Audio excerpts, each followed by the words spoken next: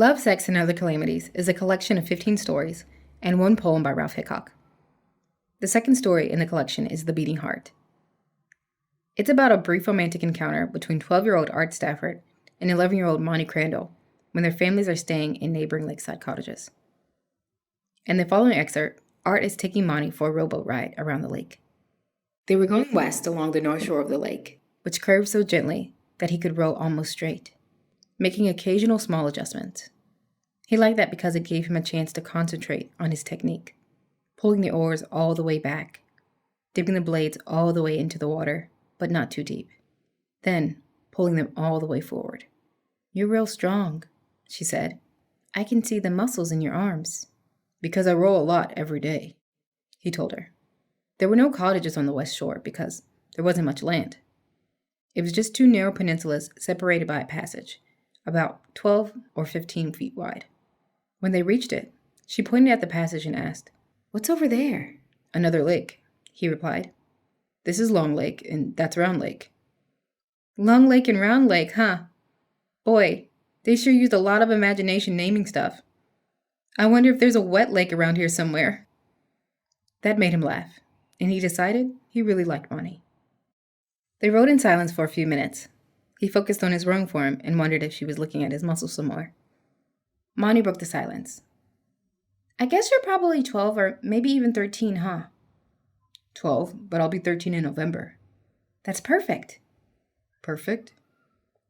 "Yeah, because the boy should be older, but a year older maybe isn't quite old enough, but maybe 2 years is too much because it means 2 grades apart. So this is about a year and a half apart because I turned 11 in April. So that's perfect." Art was too bewildered to say anything, but Monty quickly filled the silence. "So you'll be in 7th grade, huh?" "Yeah." "And I'll be in 6th grade. That's when a girl should start having a boyfriend." They were approaching the east shore now, and he was only half listening as he turned the boat once again to head north. "So if you lived in Crandall," she was saying, "our school goes to 8th grade. So we would be in the same school.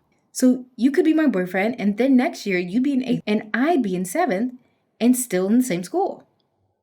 And then the year after that, you'd be in high school, and I'd be in 8th grade, but I could go to high school dances and stuff with you. I would like having you for my boyfriend, because I like you a lot, because you're real cute, and you're smart, and you're nice to me." He kept rowing in silence until they were almost at the north shore. She was leaning forward, elbows on knees, chin in her hands, looking at him intently. She waited until he made the turn to get them headed on the westward course back to their cottages, and then she asked, "What do you think?" "About what?" "About what I've been talking about, silly. About if you lived in Crandall and went to my school so you could be my boyfriend. Would you like that?" "Yeah, I guess, but it's just make-believe." "But you'd like to be my boyfriend?" "Sure." "How come?" "Well, 'cause you're very cute, and you're smart, and you like to read. Oh, and you got a great sense of humor. What you said about Wet Lake was real funny." She grinned. "When you say very cute, you mean you think I'm pretty?" "Yeah, sure." She leaned way forward and spoke almost in a whisper. "You think I'm sexy?" "Sexy?" "You must know what that means, right?" "Yeah, sure, but..." "I know. I'm still kind of skinny." Her nose wrinkled.